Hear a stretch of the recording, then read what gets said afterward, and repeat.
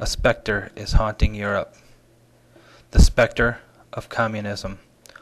All the powers of old Europe have entered into a holy alliance to exorcise this specter. Pope and Tsar, Metternich and Guizot, French radicals and German police spies. Thus began one of the most influential books ever published, the Communist Manifesto by Karl Marx. But before the specter was George Hegel. Hegel was born on August 27, 1770, in Stuttgart, Germany. Hegel worked throughout his life to develop a comprehensive philosophical framework that could account for the relation between the mind and nature, the object and subject of knowledge, and the psychology, the state, history, art, religion, and philosophy. Hegelian dialectic is usually presented in a threefold manner, as was stated by Heinrich Moritz Schellebuus. It can be seen to be comprised of three dialectical stages of development: a thesis giving rise to its reaction, an antithesis which contradicts or negates the thesis, and the tension between the two being resolved by means of a synthesis. The model is named after Hegel, but he himself never used that formulation and denounced such ways of thinking. Hegel himself preferred the term Aufhebung, variously translated into English from German as sublation or overcoming, to conceive of the working of the dialectic. Roughly, the term indicates preserving the useful portion of an idea, thing, or society, while moving beyond its limitations. Hegel's works have a reputation for their difficulty and for the wide breadth of the topics they attempt to cover. Hegel introduced a system for understanding the history of philosophy and the world itself, often described as a progression in which each successive movement emerges as a solution to the contradictions inherent in the preceding movement. For example, the French Revolution, to Hegel, constitutes the introduction of real individual political freedom into European societies for the first time in recorded history. But precisely because of its novelty, it is also radical. On one hand, the upsurge of violence required to carry out the revolution cannot cease to be itself, while on the other, it has already consumed its opponent. The French Revolution therefore has nowhere to turn but into its own consequence. The hard-won freedom is consumed by a brutal reign of terror immediately following the revolution. History, however, progresses by learning from its own mistakes. Only after, and precisely because of these experiences, can one posit the existence of a constitutional state of free citizens embodying both the benevolent organizing power of a rational government and the revolutionary ideals of freedom and equality.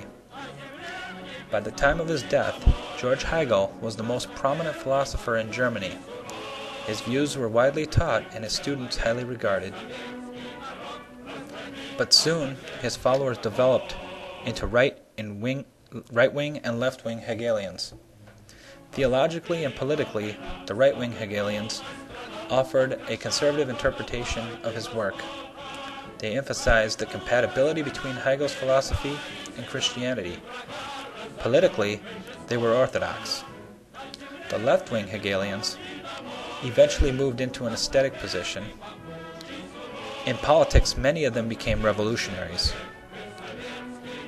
This historically important left-wing group included Ludwig Feuerbach, Bruno Bauer, Friedrich Engels, and Karl Marx. They were often referred to as the Young Hegelians. Karl Marx may be the most important philosopher since Jesus Christ in terms of how the world has adapted his ideas. The 19th and 20th centuries have to a large part been shaped by the ideas of Marx and his followers, like Vladimir Lenin, Leon Trotsky, Joseph Stalin, Mao Zedong, Fidel Castro, Che Guevara, and Ho Chi Minh, just to name a few. Marx's view of history, which came to be called materialist dialecticism, was absolutely influenced by Hegel's claim that reality and history should be viewed dialectically. Karl Marx and Friedrich Engels believed that Hegel was standing on his head and endeavored to put him back on his feet, ridding Hegel's logic of its orientation towards philosophical idealism and conceiving of what is now known as materialist or Marxist dialectics. This is what Marx had to say about the difference between Hegel's dialectics and his own.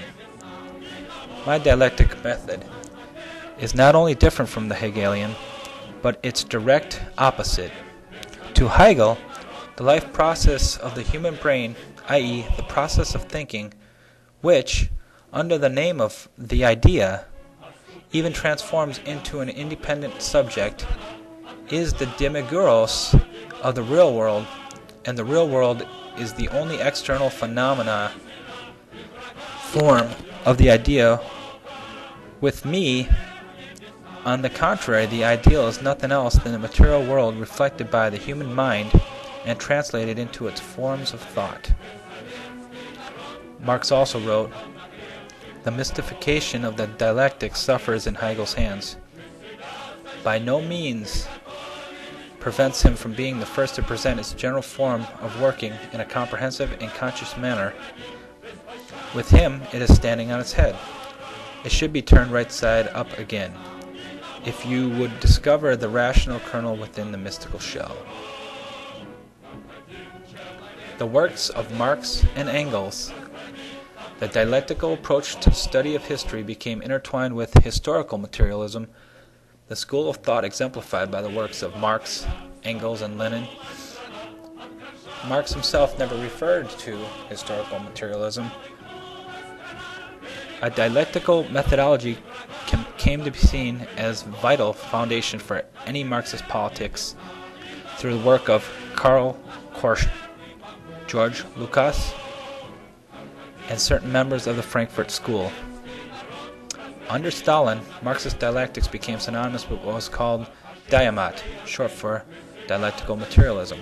The diamat was a social theory coined by the 19th century philosophy of Joseph Dizegen, which emphasized commodities and the effects of exchange over time. Dizegen used his theory sparingly to explain the nature of socialism and social development, but it was never researched academically until the Soviet Union indoctrinated the philosophy. Some Soviet academics, most notably Ilya Ilyenkov, continued with unorthodox philosophical studies of the Marxist dialectic, as did a number of thinkers in the West. One of the best-known North American dialectical philosophers is Bertel Ollman, a philosopher of political science at New York University. While Hegel believed the direction of human history is characterized in the movement from the fragmentary toward the complete and the real, which was also a movement towards greater and greater rationality. Sometimes Hegel explained this progressive unfolding of absolute involves gradual evolutionary accretion, but at other times requires discontinuous revolutionary leaps, episodic upheavals against the existing status quo. For example, Hegel strongly opposed slavery in the United States during his lifetime, and he envisioned a time when Christian nations would radically eliminate it from their civilization. While Marx accepted this broad conception of history, Hegel was an idealist, and Marx sought to rewrite the dialectics in materialist terms. He summarized the materialist aspect of his theory of history in the 1857 preface to A Contribution of the Critique of Political Economy. In the social production of their existence, men inevitably enter into definite relations which are independent of their will, namely relations of production appropriate to the given stage in the development of the material forces of production.